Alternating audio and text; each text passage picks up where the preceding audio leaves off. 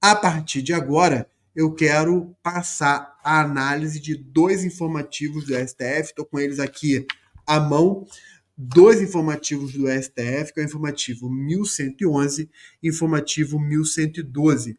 Esses dois informativos trazem aspectos bastante relevantes e eu arrisco dizer, galera, arrisco não, eu tenho segurança em dizer que alguns julgados aqui vão cair em prova diante da relevância dele, ok? Aquela pequena pausa para água e a gente volta agora. Então vamos lá. Começando pelo informativo 1111. O informativo 1111, ele já traz de cara a ADPF 347. Pessoal, por favor, faça isso por você mesmo. Anota isso. Essa DPF, ela vai cair em prova, é certo. Eu não sei qual prova ela vai cair. Se ela vai cair em magistratura, MP, defensoria, mais de uma, mas ela vai cair. Por quê? Porque essa DPF trata do sistema prisional brasileiro e do reconhecimento do chamado estado de coisas inconstitucional, ok? O Supremo já tinha sinalizado nessa direção quando ele tinha concedido uma cautelar a respeito desse assunto, ok? Então ele já tinha sinalizado nesse sentido, mas agora nós tivemos a decisão final. E com isso, galera, a gente passa a ter duas ADPFs em que houve o reconhecimento, houve a declaração de estado de coisas inconstitucional. Quais são essas duas situações? Uma é essa, que é o sistema prisional brasileiro. E a outra situação, que não faz muito tempo, nós estamos agora em novembro de 2023, a outra situação tem 2, 3 meses atrás, ok? Que foi o reconhecimento do estado de coisas inconstitucional em relação às pessoas em situação de rua. A gente chama de moradores de rua, né? Na verdade, esse termo moradores de rua ele é tecnicamente incorreto, porque rua não é moradia, né? Então você não pode dizer que a pessoa é moradora de rua. Na verdade, a pessoa está situada na rua, né? Então daí o termo pessoa em situação de rua e não pessoa moradora de rua, tá bom? Então pessoa em situação de rua também foi uma outra situação que o Supremo reconheceu o estado de coisas inconstitucional. O que é o estado de coisa inconstitucional?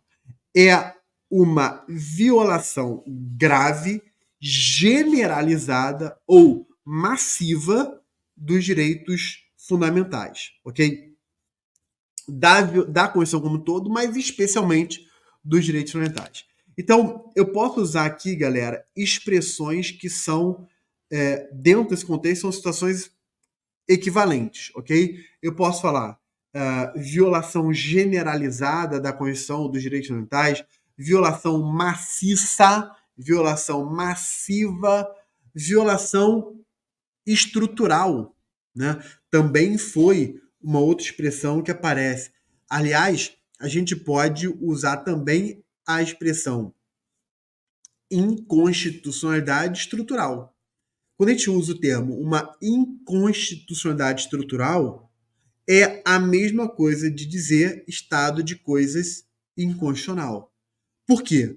Porque não é uma inconstitucionalidade que decorre de um ato do poder público, ou seja, de uma norma, ou de uma omissão do poder público, ou de um ato do poder público. Não, não.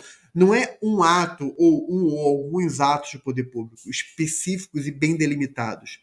A inconstitucionalidade estrutural ou o estado de coisa inconstitucional, na verdade, é a soma de um complexo extenso de atos e omissões que levam a um cenário de inconstitucionalidade. Essa é a ideia.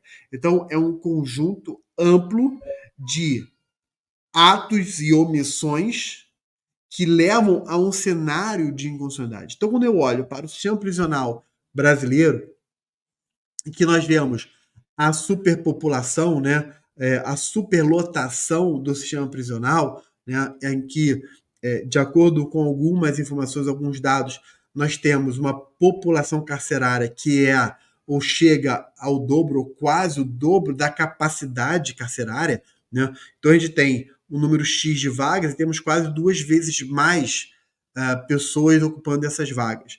Não apenas a superlotação, como as próprias condições locais são extremamente degradantes, né?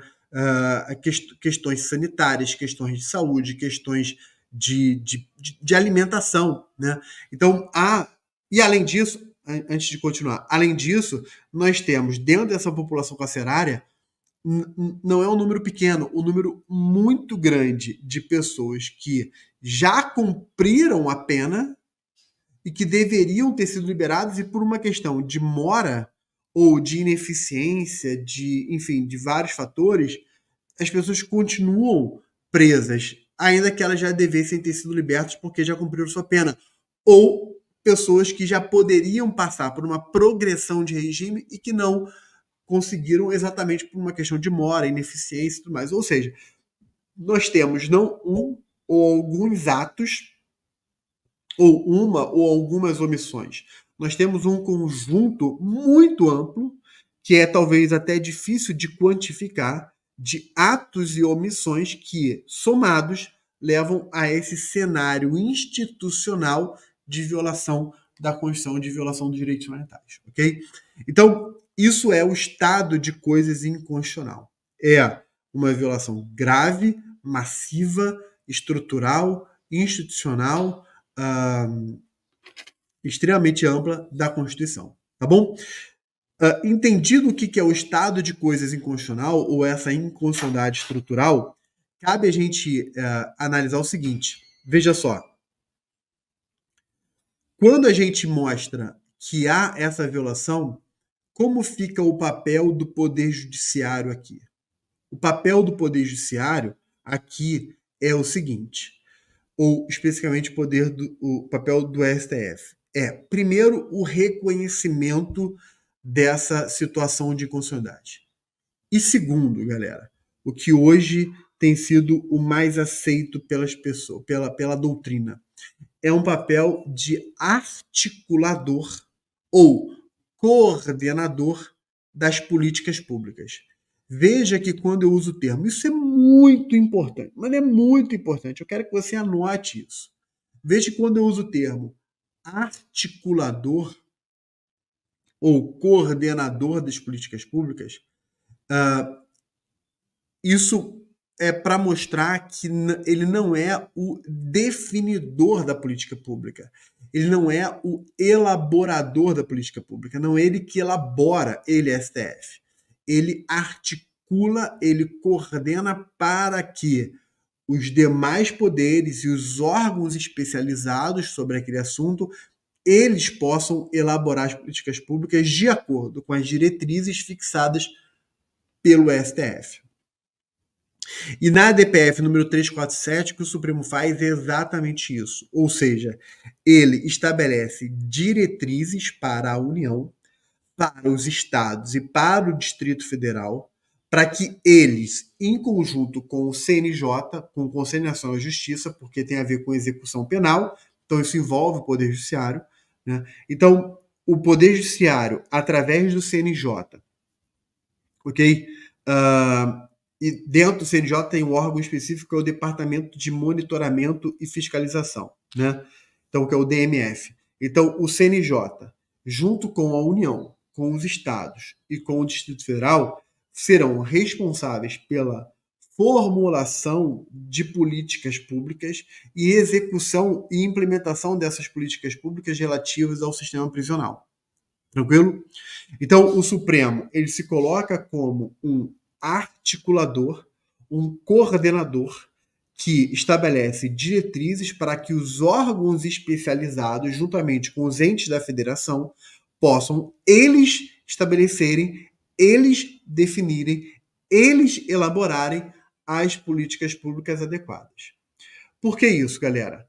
Porque o Supremo ele não pode se sobrepor aos outros poderes. Isso se dá em nome do princípio da separação de poderes, né? Então, para respeitar a separação de poderes, o Supremo não invade a atribuição do poder, ele estabelece uma relação de articulação entre os poderes.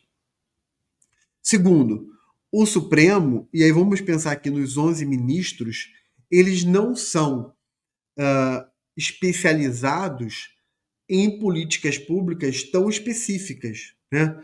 Como, por exemplo, pessoas em situação de rua ou o sistema prisional.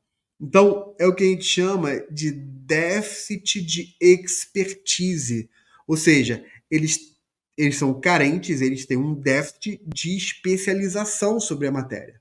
Então, nada mais correto do que eles, olhando para a realidade constitucional, olhando para a realidade social, eles estabeleçam certas diretrizes para que os órgãos especializados possam aí sim definir as políticas públicas. Tranquilo?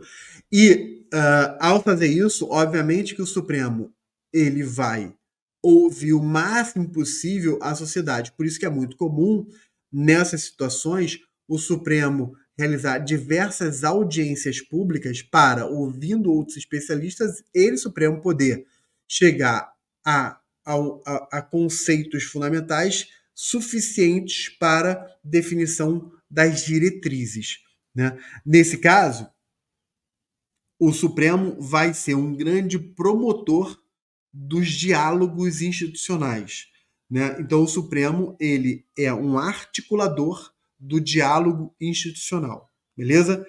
Alguns vão chamar isso aqui, galera, de ativismo judicial estrutural dialógico, ou simplesmente ativismo judicial dialógico.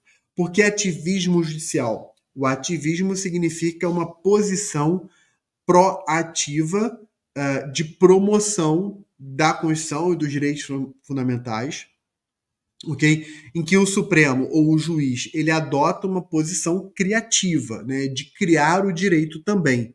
Só que ele é ativista, porém dialógico. Então é um ativismo judicial dialógico. Na medida em que o juiz constitucional, nesse caso aqui o Supremo, ele vai adotar uma posição criativa sim, ao estabelecer diretrizes, mas ele também, respeitando a separação de poderes, chama os outros poderes e os entes da federação e os órgãos especializados, ele Supremo, chama para o processo de definição de políticas públicas, estabelecendo uma relação de diálogo entre todos esses órgãos e poderes e entes da federação, ok? Então é o ativismo judicial dialógico, ou uma expressão mais ampla, ativismo judicial estrutural dialógico, ok? Beleza?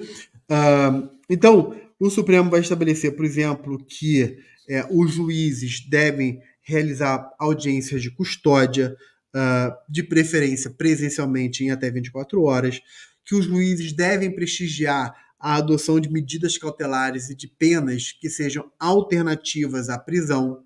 E se o juiz determinar a prisão, isso tem que ser de forma fundamentada e fundamentar por que não adotou a medida cautelar alternativa ou a pena alternativa. Então, veja que não é fundamentar a própria prisão, mas é fundamentar por que não adotou uma medida cautelar alternativa ou adotou uma pena alternativa. Veja que é um pouquinho diferente. Eu não tenho que fundamentar, eu, juiz, não teria que fundamentar só porque eu determinei a prisão. Eu teria que fundamentar porque eu determinei a prisão e porque eu não determinei uma pena alternativa da prisão ou uma medida cautelar alternativa da prisão, ok?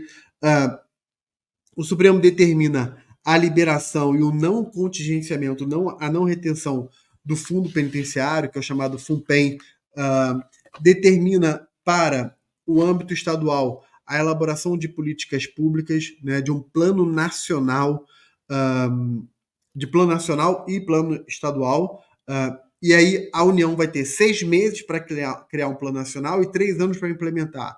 Os estados vão ter 6 meses para criar um plano e 3 anos para implementar. Mas essa criação, tanto o plano nacional quanto o plano estadual, tem que ser feita de forma dialógica, ou seja, todos eles dialogando junto com o CNJ para que, Em 6 meses, a União estabelece seu plano, os estados estabeleçam e o DF estabelece seu plano, e mais 3 anos para a implementação desses planos, que deverão ser homologados pelo Supremo. Então, o Supremo, ao homologar, se coloca na posição de supervisor dessa política pública, né?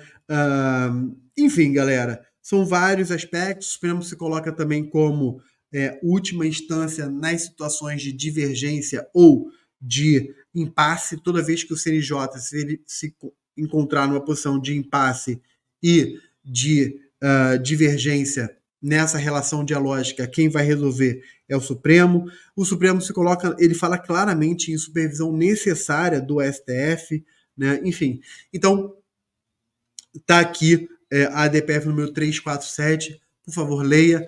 Não, ela não é extensa e vale, leia o informativo, se possível, leia a decisão propriamente dita, né? Porque isso aqui vai cair em prova. Tá bom, galera? Então vamos lá. O outro caso que eu quero analisar com vocês, esse aqui, mais rápido, alguns casos vão ser mais rápidos, mas não menos importantes. Reclamação não, desculpa. Recurso ordinário 842-844. Diz respeito, galera, a trabalhadora gestante e a licença maternidade e a estabilidade provisória dada à gestante. O que é o ponto aqui? O Supremo vai dizer que esse direito constitucional, licença maternidade, estabilidade provisória, esse direito constitucional independe do regime jurídico do trabalho. Então, quando fala que independe desse regime jurídico, está dizendo o seguinte, olha, independe, primeiro, da natureza do vínculo empregatício. Seja seletista, seja temporário, seja estatutário, não importa. Independe da natureza do vínculo empregatício. Segundo, independe da modalidade prazo, se é por prazo certo, prazo determinado, não importa. E terceiro, independe da forma de provimento, se é um cargo efetivo ou se é um cargo em comissão, ok? Que era o caso, inclusive, aqui dessa situação. Então, independe, repito, da natureza do vínculo empregatício, independe da modalidade de prazo, independe da forma de provimento, ok? Todas as trabalhadoras gestantes terão direito à licença maternidade, lá de 120 dias, e a estabilidade provisória lá dos 5 meses, enfim, independe aqui. O Supremo vai dizer, inclusive, que é uma garantia constitucional genérica, que vale para todos, e incondicional, na medida que não está sujeito, obviamente, a nenhuma condição. E é uma forma de proteger tanto a mulher quanto a proteção da infância, né? Então, galera, caso relevante. Outro caso que eu quero trazer, e esse aqui também bem importante, ok? Aliás, o caso que eu terminei de falar, obviamente, a licença gestante e estabilidade provisória, é um caso que pode cair tanto em constitucional quanto em direito do trabalho ou direito constitucional do trabalho, né? Como é o caso da magistratura, que se encontrar direito constitucional, magistratura do trabalho, né? Você encontrar a matéria chamada direito constitucional do trabalho, né? Ok? Direito constitucional, outro ponto, diz respeito a municípios, criação, incorporação, fusão e desmembramento de municípios. Galera, aqui muita atenção, é a DPF 819-819. Esse caso aqui é um caso bem relevante. E aqui eu preciso da sua máxima atenção para você entender, porque é um pouquinho complicado, não conceitualmente, teoricamente, mas um pouquinho complicado porque tem muitas idas e vindas, aqui muda uma coisa, depois muda de novo, enfim. Então veja só, quando a Constituição ela foi elaborada lá em 88, o requisito para a criação de município é que a criação de município, desmembramento, incorporação, fusão, enfim, seria feita por lei estadual, de acordo com os requisitos estabelecidos numa lei complementar estadual. E outros requisitos também, né? Plebiscito, continuidade, enfim, tinha lá uns outros requisitos. O que me interessa aqui é a criação se dá por lei estadual, uma lei ordinária estadual, dentro dos requisitos estabelecidos numa lei complementar estadual. Veio a emenda constitucional número 15 de 96, e essa emenda 15 de 96 estabeleceu que deveria existir uma lei complementar federal estabelecendo de forma genérica os requisitos e prazos para que o município pudesse ser criado. Acontece que essa lei complementar federal, que foi exigida a partir da emenda constitucional 16, a emenda constitucional 15 de 96, essa lei complementar federal ela nunca foi elaborada na prática, ok? Ela nunca foi elaborada. O que significa dizer que os estados não poderiam criar municípios sem que houvesse essa lei complementar federal. Percebendo essa situação e verificando que muitos municípios tinham sido criados, o Supremo reconheceu que havia uma situação de inconstitucionalidade, porém o Supremo não declarou a nulidade dessas criações de municípios. Diante da decisão do Supremo, o Congresso Nacional resolveu fazer a emenda constitucional número 57 de 2008, emenda constitucional essa que convalidou a criação dos municípios que tinham sido feitas desde a emenda 15 de 96 até a data do dia 31 de dezembro de 2006. Então, todos os municípios que foram criados entre a emenda 15 de 96 até 31 de dezembro de 2006, todos os municípios criados até dentro desse período foram convalidados, ainda que não houvesse a lei complementar federal, ok? Diante disso, o Supremo aceitou essa convalidação, que é uma questão teórica complexa, mas o Supremo aceitou, né? Mas, depois de 2006, ou depois do dia 31 de dezembro de 2006, novos municípios não poderiam ser criados até que a emenda complementar, de fato, fosse feita, né?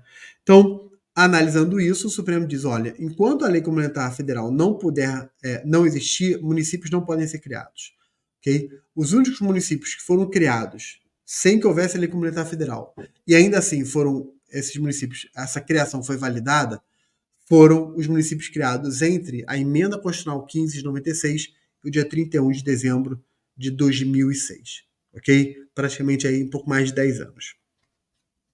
Tá bom, galera? Beleza?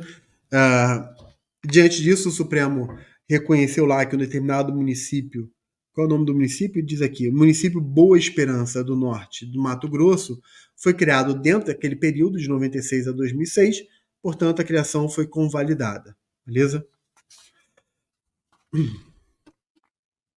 Na ADI 7407, o Supremo analisa aqui a questão de serviço de telefonia, que é um caso que aparece muito em jurisprudência do Supremo e é um típico caso de repartição de competências que as bancas adoram cobrar.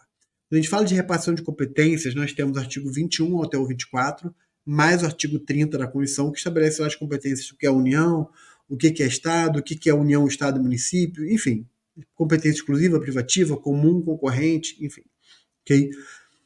E é muito comum as bancas misturarem os dispositivos constitucionais, chamar de competência comum o que é concorrente, ou o que é privativo, o que é comum, o que é exclusiva, enfim, misturar todas elas. Ou cobrar questões direto da jurisprudência do Supremo, tais como essa. Uma lei estadual que assegura ao consumidor o serviço móvel de telefonia e o acesso de dados em passagens subterrâneas de trânsito, ou seja, metrô, né? Passagens subterrâneas de trânsito. Foi uma lei do Rio de Janeiro. A lei determinava que as companhias de fornecimento, né, as companhias de telecomunicação, deveriam fornecer o acesso, né, à telefonia e a dados, inclusive no metrô, né, lá nessas passagens subterrâneas de trânsito. O Supremo entendeu que essa lei não é uma lei de proteção do consumidor, porque ela, na verdade, termina invadindo a competência da União para legislar sobre telecomunicações. Por quê? Porque é uma lei que termina gerando obrigações além do que a lei federal estabelece, obrigações às empresas de telefonia, às empresas de telecomunicação.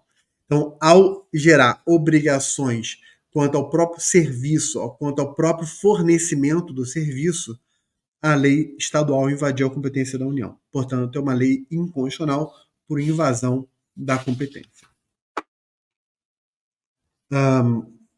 Recurso extraordinário 1282553. 1282553. Caso muito interessante aqui, porque tem a ver com concurso público e tem a ver com direitos fundamentais, que é o seguinte. O Supremo entende, ou melhor, a Constituição diz, no artigo 15, inciso 3, que a condenação criminal transitada e julgada, ela gera a suspensão dos direitos políticos, né? E muitos concursos obrigam que a pessoa para ocupar, eu estou aqui, deixa eu mexer aqui no meu celular, pessoal que está no Instagram, a gatinha resolveu subir aqui na mesa e passear aqui, o rabo passou na frente aqui da galera do Instagram, né? Então, vamos repetir. A Constituição, no artigo 15, inciso 3, estabelece que a condenação criminal transitada e julgada suspende direitos civis. E os concursos públicos, de forma geral, exigem a quitação com as obrigações eleitorais. Então, você gera ali um problema, né? Esse problema termina repercutindo no fato, ou gerando uma repercussão, que é o fato de o condenado criminal definitivo, né, sentença transitada e julgada, não poder tomar posse e entrar em exercício em cargos em concurso público, né? O Supremo entende que isso é uma violação da dignidade da pessoa humana, entende que isso é uma violação dos valores sociais do trabalho e do direito à ressocialização. Então, se o indivíduo ele tem uma condenação criminal transitada e julgada e ele passa em concurso público, a condenação não é causa suficiente só por si de impedi-lo de tomar posse e entrar em exercício, ok? O que o Supremo vai estabelecer é que, se houver compatibilidade entre a natureza do crime e a natureza do cargo, havendo compatibilidade, ou seja, se a natureza do crime não tem a ver com a natureza do cargo a ser desempenhado, então isso ele não poderia ser impedido. Primeiro é isso. Segundo, de respeito à própria compatibilidade de horários. No caso aqui específico, o indivíduo ele foi condenado por tráfico de drogas, ok? E ele passou no concurso para auxiliar de indigenismo, ok? O Supremo entendeu que não havia incompatibilidade entre a natureza da infração e a natureza do cargo, e o Supremo também disse que, como ele era beneficiário do livramento condicional, ele teria a possibilidade de trabalhar, não haveria incompatibilidade de horário, ok? Então, diante disso, o Supremo entendeu, por exemplo, que ele teria esse direito, né? Então, só para pegar aqui a tese fixada, vai dizer claramente isso, né? A condenação, né, a suspensão de direitos políticos, não impede a nomeação e posse de candidato aprovado em concurso público, ok? Fundamentos: princípio da dignidade da pessoa humana, valores sociais do trabalho, decorrente da dignidade da pessoa humana, o direito à ressocialização, o direito à integração social. Beleza? Vamos lá. O informativo 1111 ele termina com um julgado que tem a ver com matéria tributária, né, envolvendo a lei IOF, e aí eu vou passar para o informativo 1112, caminhando aqui para o final. Foi um informativo até bastante curtinho, ele foi bem menor do que os outros, ok? Então, um primeiro caso aqui foi a ADI 2037. Nessa ADI, o Supremo analisa a lei orçamentária e o caso é o seguinte: havia uma lei estadual que obrigava que os projetos de lei orçamentária deveriam acolher as manifestações populares, né? As orientações estabelecidas a partir de uma consulta direta do povo. Então, naquele estado, foi estabelecido ali consultas populares relativas ao orçamento, e que essas consultas populares, elas primeiro, seriam obrigatórias e, segundo, elas seriam preliminares ao próprio processo legislativo, fazendo com que, ou obrigando com que, o chefe do executivo, que tem iniciativa da lei orçamentária, que o chefe do executivo deveria apresentar a proposta de acordo com a consulta popular. O Supremo entendeu que isso gera uma violação da reserva, da iniciativa reservada ao governador do estado, porque o caso aqui era estadual, ou seja, ao chefe do executivo. Então haveria aqui uma limitação do poder de iniciativa do chefe do executivo, ok? Se é uma limitação do poder de iniciativa, é uma violação do processo legislativo, estamos diante de uma inconstitucionalidade formal. Tranquilo? Então, um caso aqui bastante importante, né? Diz assim o resumo, né? É inconstitucional por limitar o poder iniciativo do chefe do executivo, lei estadual que obriga a inclusão na lei orçamentária anual das escolhas manifestadas pela população em consulta direta no que diz respeito à destinação de parcela voltada a investimentos de interesse regional e municipal. Okay? Então, uma consulta popular, essa consulta popular gerou ali definições a respeito da destinação de recursos e, ao obrigar o governador do estado a seguir isso na sua iniciativa, isso violaria a sua iniciativa. Tranquilo? Beleza? Aparece depois um novo julgado, uma nova ADI, uma nova ADPF 1063, de novo sobre serviço de telefonia. Aqui foi uma lei municipal que determinava ali a instalação de equipamentos, funcionamento de equipamentos de telefonia, bem como a lei municipal criou ali uma taxa de fiscalização. O Supremo entendeu que a lei municipal invadiu na competência da União para estabelecer regras sobre serviço de telefonia, bem como também violou a competência tributária da União no que diz respeito ali à definição de uma taxa. Ok? Outro caso, galera, aqui envolvendo direito financeiro e que traz aqui uma repercussão interessante em direito constitucional, que eu quero comentar com vocês, que foi a ADI 5635. Na ADI 5635, nós temos aqui uma lei do Rio de Janeiro, né, ou leis do Rio de Janeiro, que criaram dois fundos, o Fundo Estadual de Equilíbrio Fiscal e o Fundo Orçamentário Temporário. Fundo Orçamentário Temporário. O Supremo entendeu que esses fundos, eles seriam fundos atípicos. A receita desses fundos é oriunda de tributos estaduais, ok? E que elas não estariam vinculadas a um programa governamental específico detalhado. Então, como existe aqui o princípio da não vinculação, né, ou da não afetação da receita de impostos, então é um princípio importante, né, lá do direito financeiro, o princípio da não afetação da receita de impostos.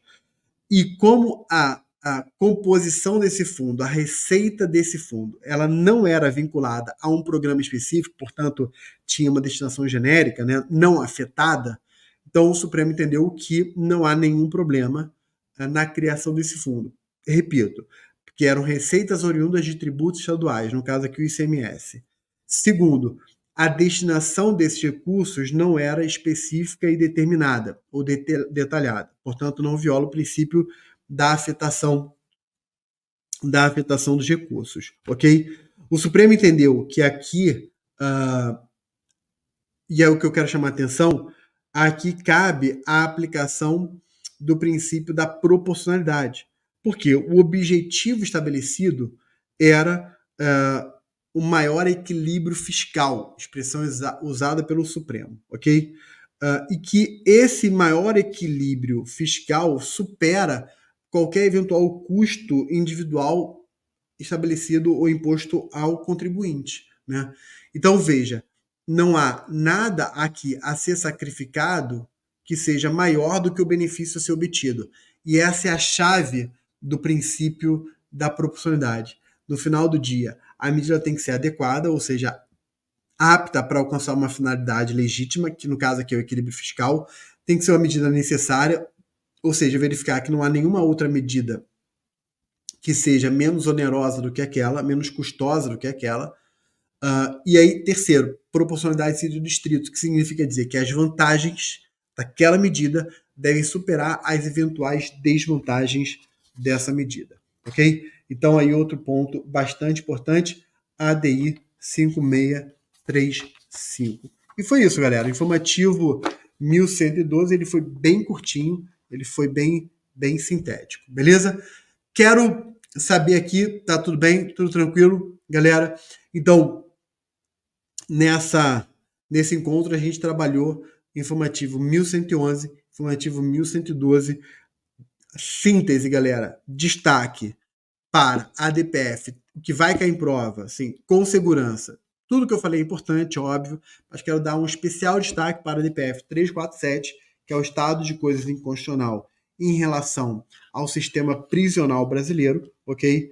E quero dar destaque também a ADPF 819-819, no que diz respeito à criação, fusão, o desmembramento de município, ok?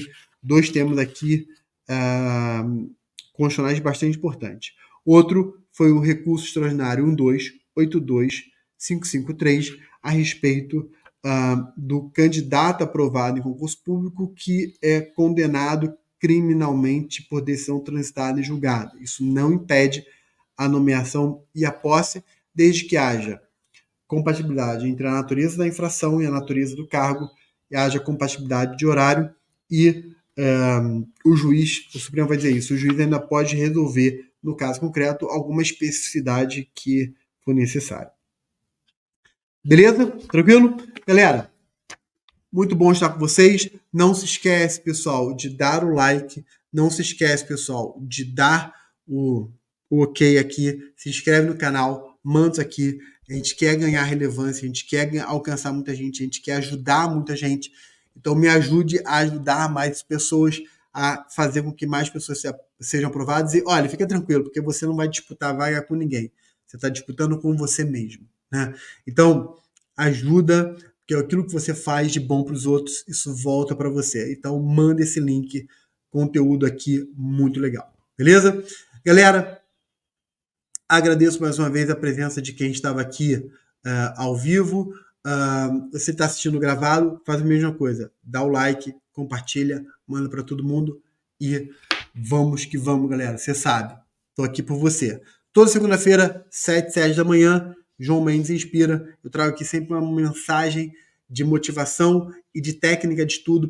Não é uma motivação barata, né? Vaga, vazia, só para você se sentir bem. Não, é uma motivação focada em concurso público, algo que seja útil na sua jornada de concurso público. Então, segunda-feira, 7 da manhã. E toda quinta-feira, a partir de agora, toda quinta-feira, 7 da manhã, também, sempre o João Mendes Simplifica. Você vai estudar junto comigo. A gente vai trazer um tema jurídico relevante e a gente vai trazer julgados do STF, informativos do Supremo, para te deixar preparado para a prova. Beleza? Valeu, galera. Um forte abraço e até a próxima.